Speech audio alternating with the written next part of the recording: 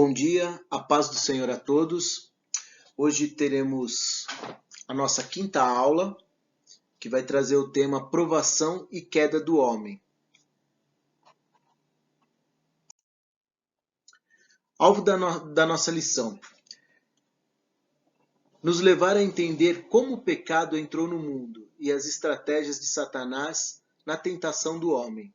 Nós seremos capazes de entender como o pecado entrou no mundo e quais as estratégias empregadas por Satanás na tentação do homem. Conscientizar-se sobre a prova e queda do primeiro ser criado. Identificar, evitar e fugir de situações que levam ao pecado. O nosso versículo-chave da aula de hoje é Romanos 5,15, que diz assim: mas não é assim o dom gratuito como a ofensa, porque se pela ofensa de um morreram muitos, muito mais a graça de Deus e o dom pela graça, que é de um só homem, Jesus Cristo, abundou sobre muitos. A história. Dentro da nossa aula de hoje, nós temos dois personagens, Adão e Eva. Eu queria trazer para vocês o perfil, pontos fortes e êxito de Adão, fraquezas e erros, para que vocês conheçam os nossos personagens. Então, eu vou ler para vocês. Pontos fortes e êxitos de Adão. Primeiro zoólogo. Conferiu nomes aos animais. Primeiro arquiteto de paisagens designado para cuidar do jardim. Pai da raça humana. Primeira pessoa feita à imagem de Deus e o primeiro homem partilhar um relacionamento íntimo e pessoal com Deus. Fraquezas e erros de Adão. Fugiu à responsabilidade e culpou a outros. Preferiu esconder-se a confrontar. Inventou desculpas ao invés de admitir a verdade. Maior falta. Juntamente com Eva, trouxe pecado ao mundo. Nosso segundo personagem da aula de hoje. Eva. Pontos fortes e êxito. Primeira mulher e mãe. Primeira fêmea ao compartilhar um relacionamento especial com Deus, foi corresponsável com Adão pela criação e demonstrou certas características de Deus. Fraquezas e erros. Permitiu que sua satisfação fosse minada por Satanás, agiu impulsivamente sem consultar a Deus ou a seu marido. Não apenas pecou, mas também partilhou seu pecado com Adão. Quando confrontada, culpou a outros. Que é o perfil dos nossos dois personagens da nossa lição de hoje. Lá em Gênesis, capítulo 1 e 2, vemos que o mundo ideal para a raça humana foi criado por Deus. E o Deus concedeu ao homem ser racional, relacional e funcional. O homem podia trabalhar, desfrutar da companhia e o prazer junto à sua mulher. De toda a criação, de tudo aquilo que Deus estava criando, o homem podia desfrutar juntamente com a sua mulher. Ter comunhão com Deus. A criação perfeita e com selo de qualidade. Tudo que Deus criava e via que era bom e Deus mantinha. Então tinha um selo de qualidade em tudo. Haja vista que tudo era da criação de Deus. Ação de despejo. No capítulo 3, no final do capítulo 3 de Gênesis, o homem foi despejado daquele lugar dos sonhos, do paraíso, Mostra a entrada do pecado no mundo e as consequências da desobediência do homem. Mas você pode se perguntar, será que o preço não foi muito alto por ter dado uma mordida no fruto proibido? Será que o castigo não é desproporcional ao crime? Será isto fato ou ficção? Pergunta que nós podemos fazer. Então temos a provação do homem.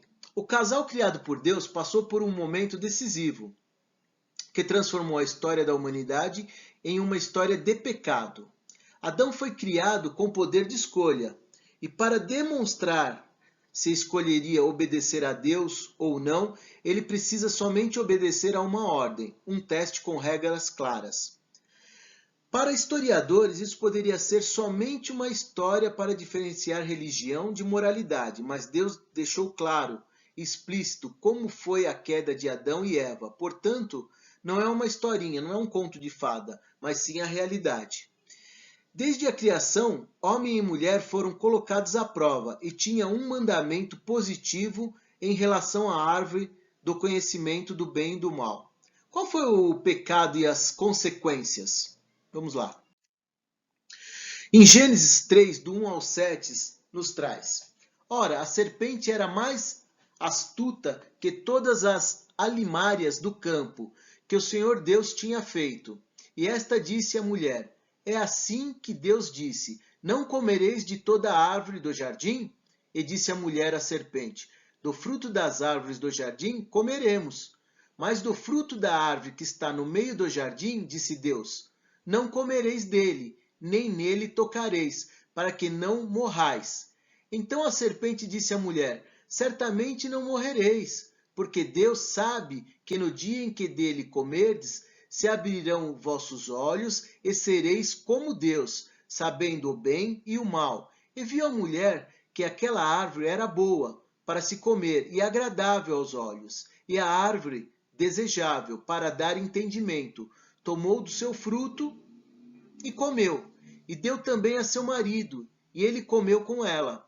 Então foram abertos os olhos de ambos, e conheceram que estavam nus, e coseram folhas de figueiras, e fizeram para si aventais.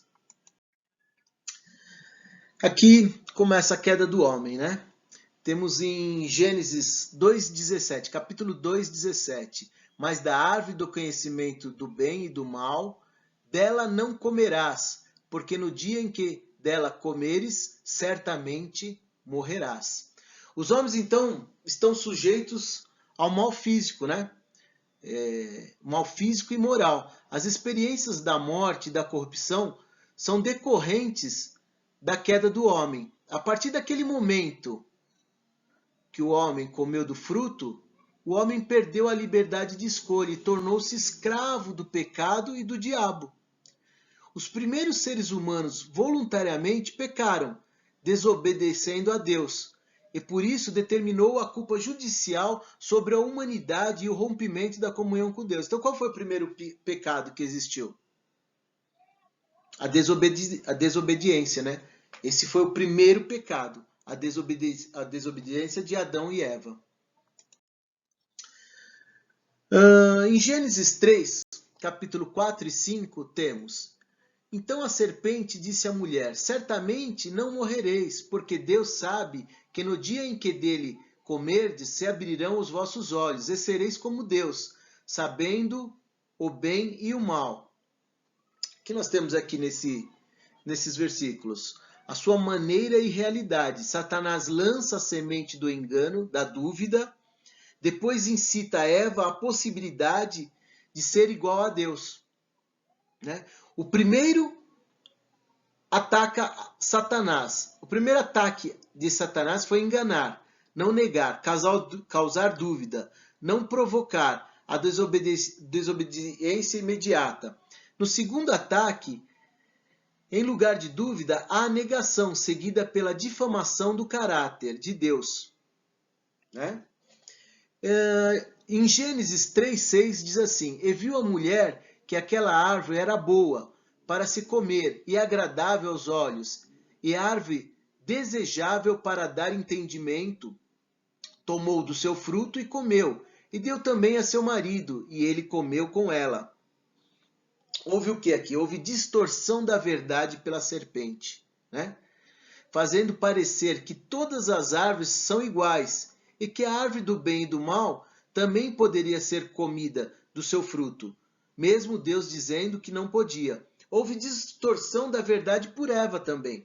Deus não teria dito para não tocar, tomando a ordem mais severa, tornando a ordem mais severa e o castigo mais leve. Satanás exagerou na submissão e Eva subestimou o julgamento pela desobediência.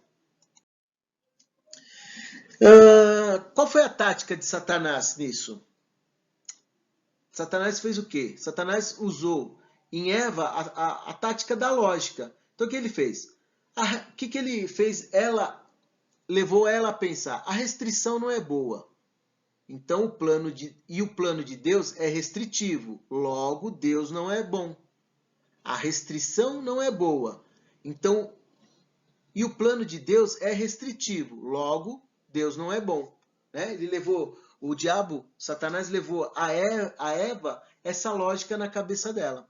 A expressão de conhecimento do bem e do mal representa liberdade de escolha entre um e outro. Ao comerem do fruto, determinaram para eles o que seriam o bem e o mal, usurpando a autoridade de Deus. A essência do pecado busca da autolegislação e da autogratificação, que culminam com o quê? Na desobediência. Então a gente pode tentar autolegislar a nosso favor e também autogratificar a nosso favor. Se a gente for obediente à legislação pronta e à gratificação pronta, a gente não vai culminar na desobediência. Mas quando aquilo que nos leva a autolegislar e autogratificar, nos leva a desobedecer. Satanás chegou a Eva em forma de serpente. Hoje ele chega para a gente, para mim, para vocês, para nós, de várias formas, geralmente de forma atraente. Mas o propósito é o mesmo, lançar dúvida e incertezas. Ele lança aquilo que é errado como sendo certo. Assim ele continua a sussurrar aos nossos ouvidos, é certo que não morrereis. Então ele lança, o que é isso? Ele lança uma conversinha de uma coisa que é errada, como se aquilo fosse sendo certo. E diz para nós, não, pode fazer que de certo você não vai morrer. Fica tranquilo. Não, isso é legal, isso você pode fazer que não vai dar em nada. O que a gente deve diante dessas situações? Não cair nessa, né? A verdade é que morreremos. Se cometermos o erro, certo que morreremos. Em Gênesis 3, 7, diz assim: então foram abertos os olhos de ambos, e conheceram que estavam nus, e coseram folhas de figueira, e fizeram para si aventais. O que nós temos aqui? No momento que Adão e Eva partilharam do fruto, tornaram-se pecadores, e separados da comunhão com Deus pelo pecado. O pecado tem suas consequências e castigos, né? Então a gente pode ver no versículo 8, e ouviram a voz do Senhor Deus que passeava no jardim pela viração do dia. E esconderam-se Adão, a sua mulher, da presença do Senhor Deus entre as árvores do jardim. O que aconteceu aqui? O homem despertou para o pecado, né? Perceberam que estavam sem roupas e se esconderam de Deus. Satanás dizia que ele estava incompleto e insuficiente. Todavia, perceberam que estavam em perturbação e distanciamento. Adão e Eva teriam conhecimento do bem, só que sem poder praticá-lo, e do mal, sem poder resistir a ele. Neste instante, morte espiritual aconteceu e a morte física começara. Aquilo que o apóstolo Paulo nos fala lá no livro de Romanos, no capítulo 7, versículo 24, né? Estado miserável e desventurado. Antes de ser dado o castigo, o erro e a culpa precisavam ser mostrados. Caso contrário, o castigo não teria o efeito corretivo sobre o culpado. Neste sentido, Deus sentenciou os culpados na ordem inversa à sua autoridade, capacidade de poder. E foi assim: serpente, mulher e o homem. Curiosamente, inversa a ordem de Deus, o mais poderoso. Homem. Ele era responsável, embora tenha tentado transferir a culpa, a condenação, o atinge nas suas atividades essenciais como trabalhador.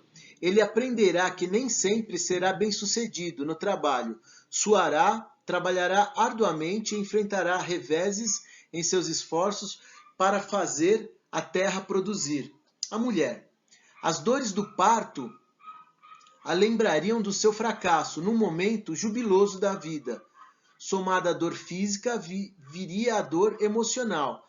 ela quebrou a cadeia da autoridade, dando ouvido à serpente, e por isso sua vontade estaria sujeita à vontade de seu marido, e um constante desejo de insubmissão a cercaria e a acompanharia, fugindo do propósito que Deus a criou para estar lado a lado com seu marido, né?